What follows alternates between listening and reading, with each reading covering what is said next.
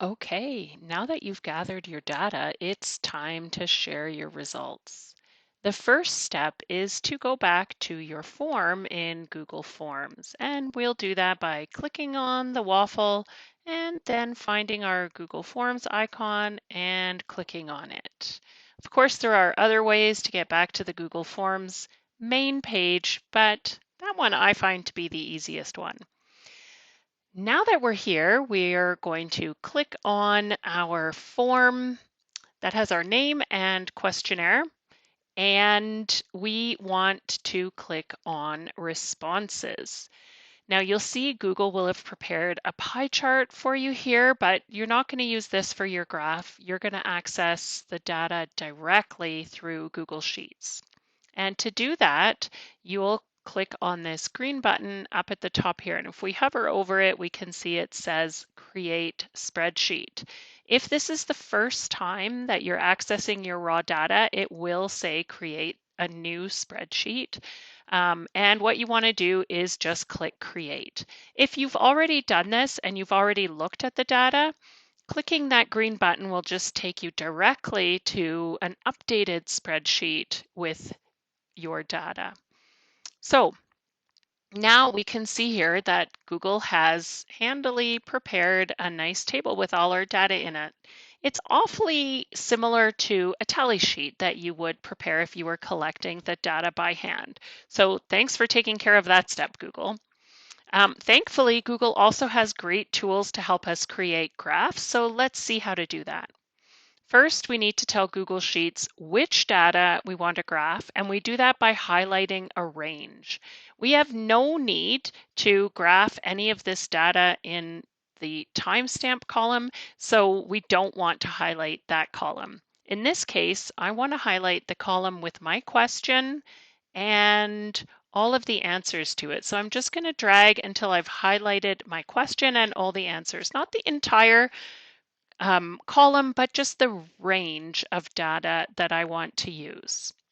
Okay, now the next step is to click on this little button over here that actually looks like a little bar graph, and it is the Insert Chart button. You can also click on Insert in the menu and then choose Chart from the options, but either way, it's going to do the same thing. So when you click Insert Chart, Google will select the type of graph or chart. They use the word chart instead of graph, but they are interchangeable. So every time you see chart in Google Sheets or you hear me mentioning it here, it means the same as graph.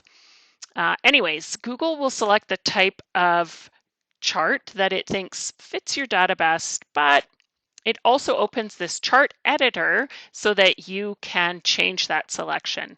If you click this drop down box at the top of the chart editor that selects the chart type, Google will also show you some other suggested choices. And as you can see here, column chart, which is just another way of saying a vertical bar graph, a bar chart, and a line chart or a line graph are all suggested options. Now, before we get to this point, I will already have thought about what kind of graph would best represent my data. Now, my question is, what kind of pet do you have? So I know that my data are discrete, not continuous, so I'm definitely not going to choose a line graph. Personally, I think a horizontal bar graph would be a good way of showing my data. So I'm going to choose this bar chart option in Google Sheets. But if you wanted to choose a vertical bar graph, you could simply select column chart and that would yield the same result. Well, that was easy. Now, this could be it. I could be done with my graph right here if I wanted to be, but I can also do some customization if I want to. And to do that, I'm going to go in the chart editor here and just click Customize.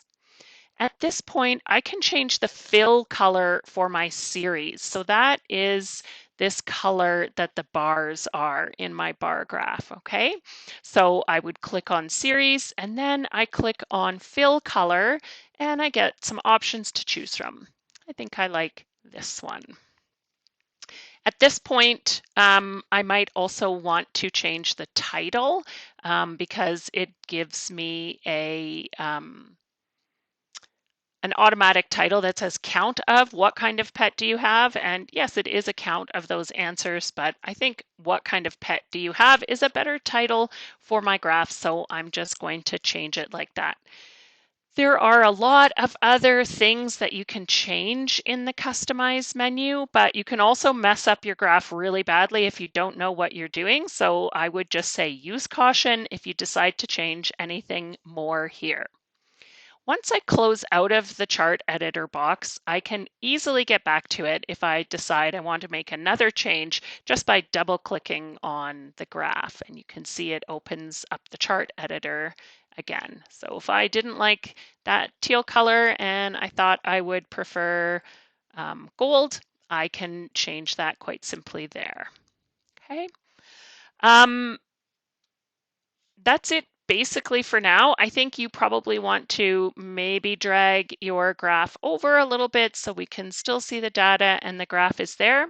But I will give you more instructions on how to format your final report now that you have graphed your data, and you will hand that in to me, the final report, but I'll make a separate video for that. So this is it for now. Congratulations.